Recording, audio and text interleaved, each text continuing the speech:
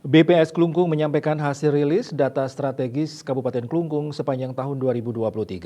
Data tersebut disampaikan langsung Kepala BPS Kabupaten Klungkung Niputu Minarni kepada penjabat Bupati Klungkung Inyoman Jendrika.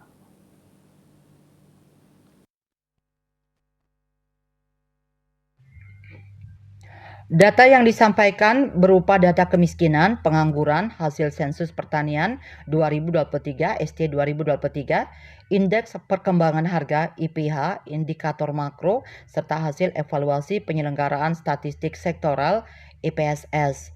Khusus mengenai kemiskinan sesuai dengan katalog analisis kemiskinan Kabupaten Klungkung 2023 yang diunduh langsung dari website resmi BPS Klungkung menguraikan bahwa jumlah penduduk miskin di Kabupaten Klungkung tercatat mencapai 10,22 ribu jiwa atau menurun sekitar 0,67 ribu jiwa dibandingkan dengan 10,89 ribu penduduk miskin di tahun 2022.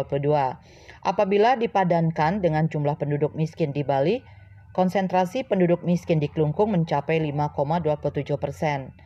Konsentrasi ini juga mengalami penurunan dibandingkan dengan tahun 2022 yang mencapai 5,29%. Jumlah penduduk miskin di Bali di tahun 2023 tercatat mencapai 193,78 ribu jiwa atau menurun dibandingkan dengan tahun 2022 yang mencapai 205,68 ribu jiwa. Jumlah ini sekitar 4,25% dibandingkan dengan penduduk Bali secara keseluruhan. Pada tahun ini tercatat penduduk miskin terbesar dari sisi jumlah tercatat di Buleleng dengan jumlah mencapai 39,52 ribu jiwa. Di lain pihak, dari sisi persentase tercatat persentase penduduk miskin terbesar tercatat di Karangasem yang mencapai 6,56%. Data ini juga menunjukkan bahwa dari sisi jumlah penduduk miskin di Klungkung menempati posisi paling rendah meskipun dari sisi persentase tercatat di 3 teratas setelah Karangasem dan Buleleng. Penjabat Bupati Klungkung Inyoman Jendrika menyampaikan terima kasih kepada BPS Kabupaten Klungkung yang sudah melakukan rilis data strategis ini.